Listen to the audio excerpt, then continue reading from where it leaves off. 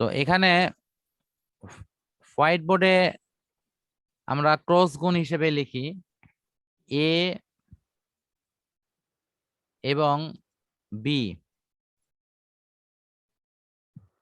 এই দুটি হলো তোমার ভেক্টর রাশি। এই দুটির ডট গুণফল কি হয়? এটি হয় হলো তোমার এ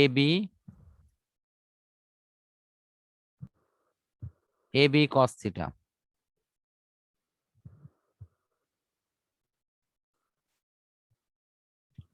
এখান থেকে থিমটা হলো যে আমরা এই পাশে নিয়ে লিখতে পারি যে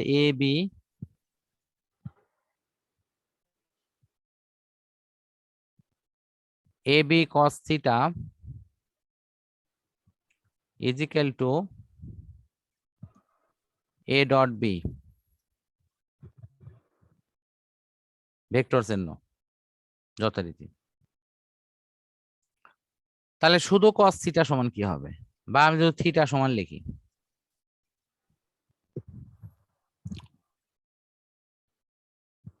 থিটা সমান এক লাইন কিন্তু একটু আগে তোমার শুধু মনে মনে ভাবো যে কস থিটা আছে, তাহলে কি কি হবে? এ ডট বি,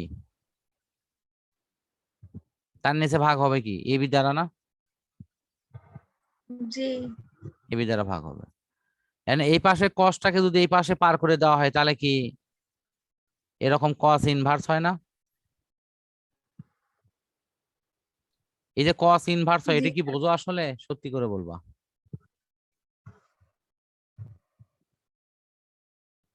এই পাশে কস ছিল, অর্থাৎ এখানে কস থিটা, এই কসটা এই পাশে ছিল, শুধু কসটাকে এই পাশে পার করে নিয়ে আসা হচ্ছে। হ্যাঁ, ওখানে হচ্ছে cos ইনভার্স মানে যে ভাগ হতো, তো সেটা হচ্ছে ইনভার্স হয়ে গেল। সেটা উপরে গেল, এই পাশে গুণ ছিল, এই পাশে এসে ভাগ হবে, তো ওটা ইনভার্স হয়ে গেল। Cos theta is equal to X, শুধু theta is equal to X cos ভাগ হলো ইনভার্স, কস। হ্যাঁ মনে সেটাকে মনে আবার ভাবো, cos মনে ইনভার্স মনে ভাবো, এর উপর x ও পাওয়ার লেখা কত যায়। আছে? 1 আছে। এখন জি, ওটাকে উপরে তুলে নাও, এত ইনভার্স এত, তারপরে হলো এক্স। আশা করি বুঝছো। জি স্যার। তো এখানে এ ডট বির মান বসানো হবে আর এখানে এ বির মান বসানো হবে। তো এর মান বের করার থিম জানো তো নাকি? এইভাবে লেখা হয় কিন্তু, এরকম পরম মান সমান শুধু এ সমান হলো তোমার root over of A X square plus, ও এরই তো, A Y square plus A Z square, এরকম। ঠিক আছে?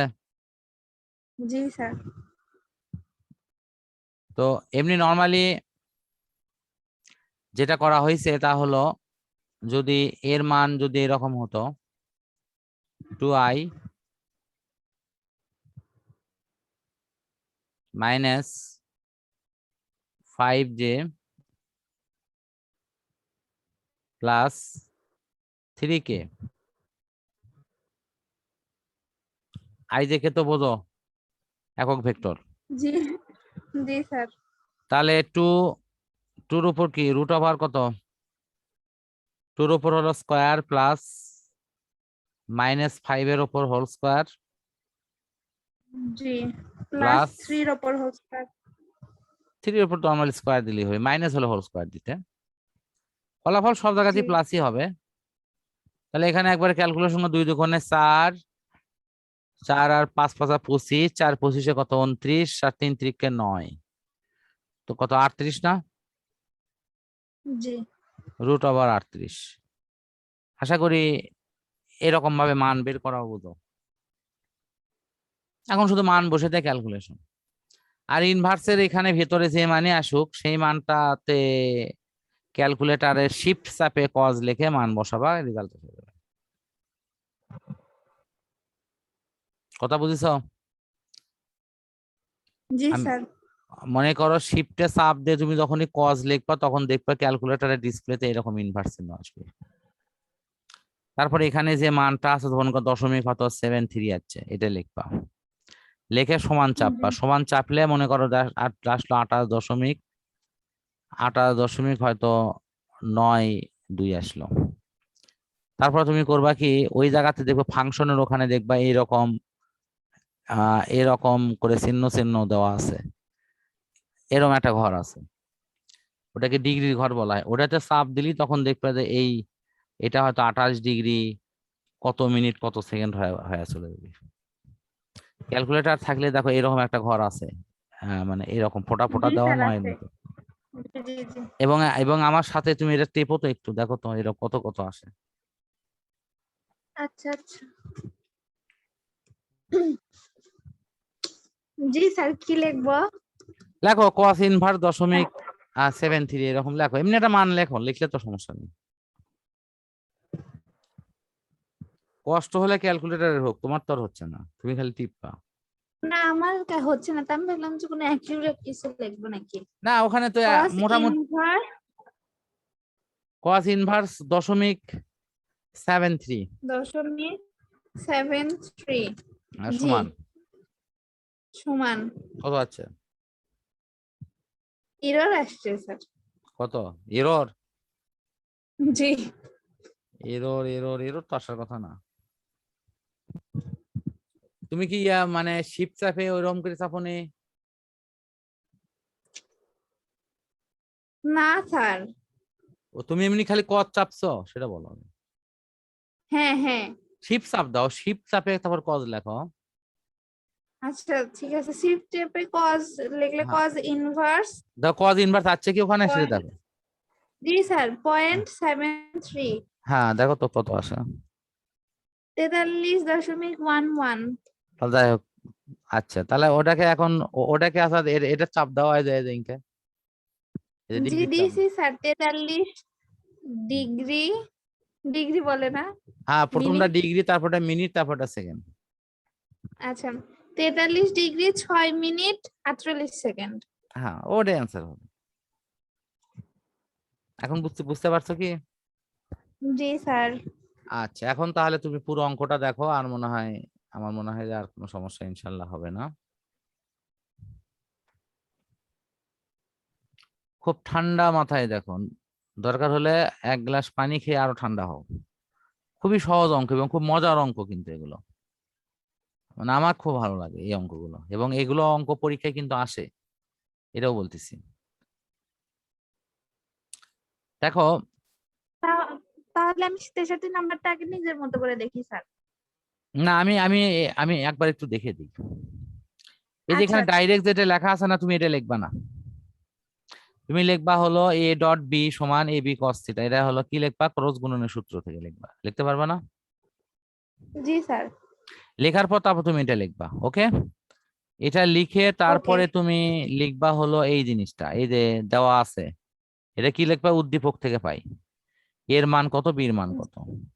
আমাকে নির্ণয় করতে জি হবে sir. Theta is equal two what, এই তো। তারপরে জি স্যার। আমরা জানি অঙ্ক করার যে নিয়ম, সেটা তো প্যাটার্ন তোমার জানাই আছে। আমরা জানি এটা, তারপরে জানি কি এটা, ঠিক কিনা?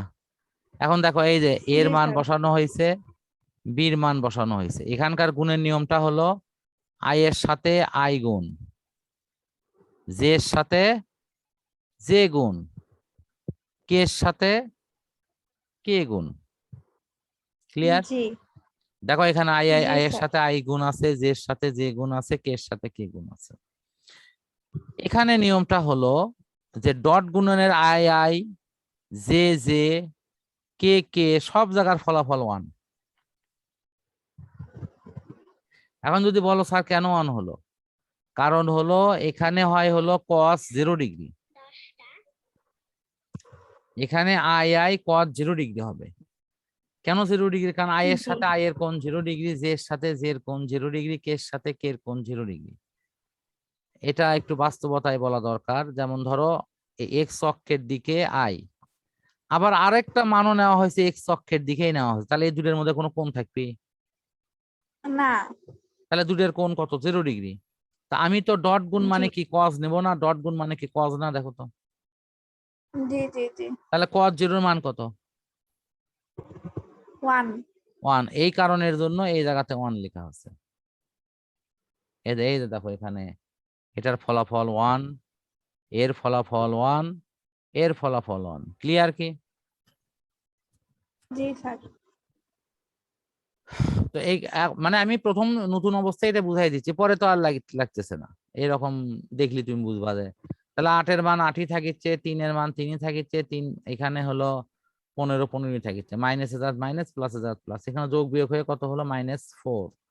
আর নিচে হইছে তুমি দেখো এটি 16 9 5, এটা তো বুঝছো। 4 4 16, 3 3 9, জি 5 জি 5 25। জি ঠিক আছে, এগুলো এখন নিচে ক্যালকুলেশন যা করার। আবার নিচের এই পাশেটা কত? 2 2 কোণে 4 1 আর এই 3 3 9, এই সবগুলো মিলে হয়েছে এখানে 14 আর এখানে হয়েছে 50। তা 14 50 গুণ করে কত হচ্ছে? 700। আশা করি এগুলো এত ছোটখাটো ক্যালকুলেশন বোঝানো লাগবে না, পারবা? জি স্যার। আচ্ছা ইনশাআল্লাহ। তাহলে আমরা একটু নিচে দেখি এরপরে কি করা আছে।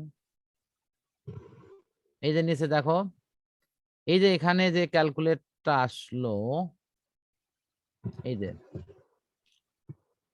কস ইনভার্স মাইনাস এত মান, এই জায়গাগুলোতে মান বসানোর সময় করবে কি, শিফট লিখে কস লিখে এই জায়গায় ব্র্যাকেট দিবা, এর ভিতর থেকে ব্র্যাকেট দিবা, ব্র্যাকেট দিয়ে তারপরে মাইনাস এই মান পুরোটা লিখে ব্র্যাকেট ক্লোজ করে দিয়ে তারপরে তোমার সমানের চাপ দিবা, তাহলে পুরোপুরি মান চলে আসবে।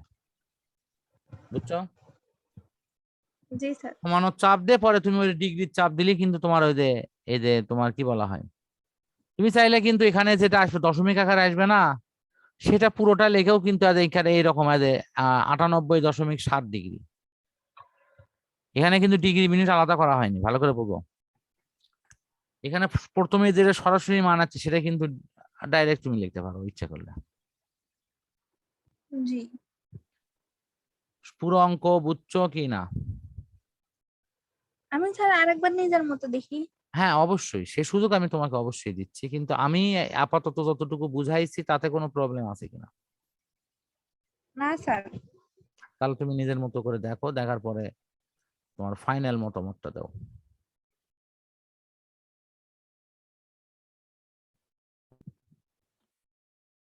এখানে প্রথমে যে মানটা দেয়া আছে একটি, এখানে তুমি আগে প্রথম দেখো, সেটি হলো যে কি কি মান দেওয়া আছে।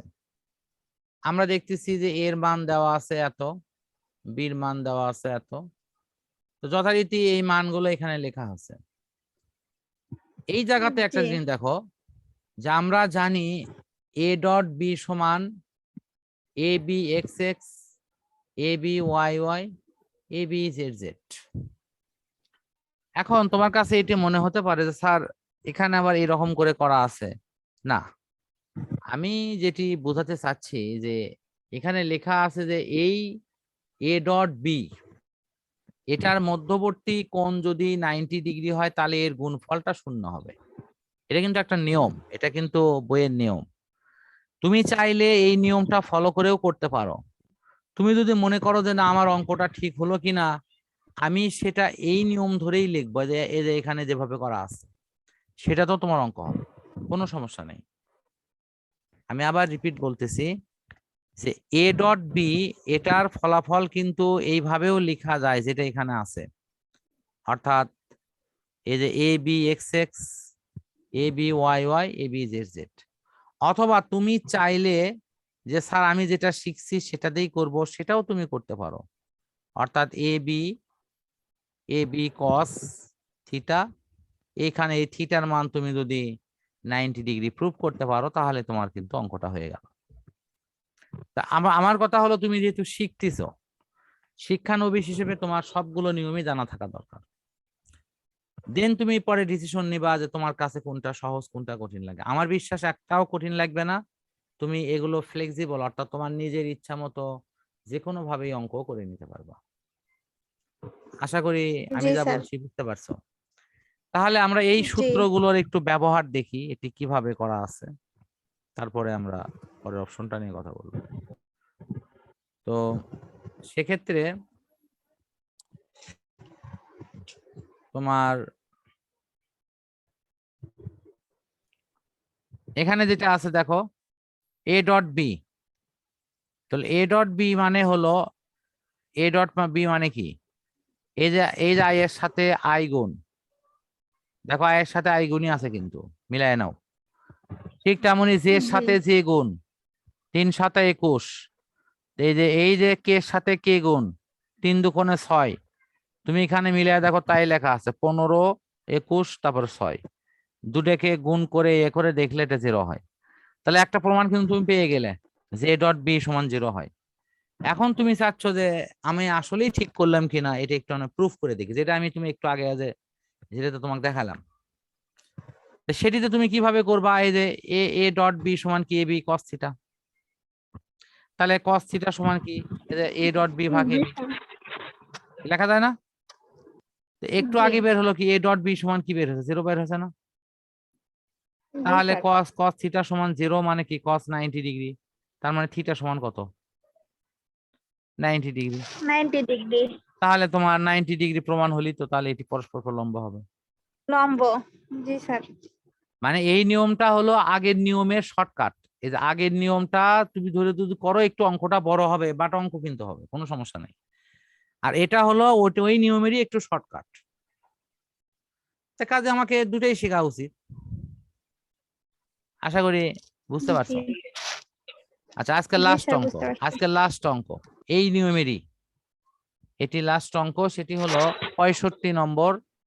এখানে একটু দেখো লেখা আছে এম এর মান কত হলে, পরীক্ষায় অঙ্ক আসে এর মান কত হলে পির মান কত হলে পরস্পরের উপর লম্ব হবে অথবা অথবা পরস্পরের সমান্তরাল হবে, দুটোই আসে পরীক্ষায়। মানে পরস্পরের উপর লম্ব হবে অথবা পরস্পরের সমান্তরাল হবে।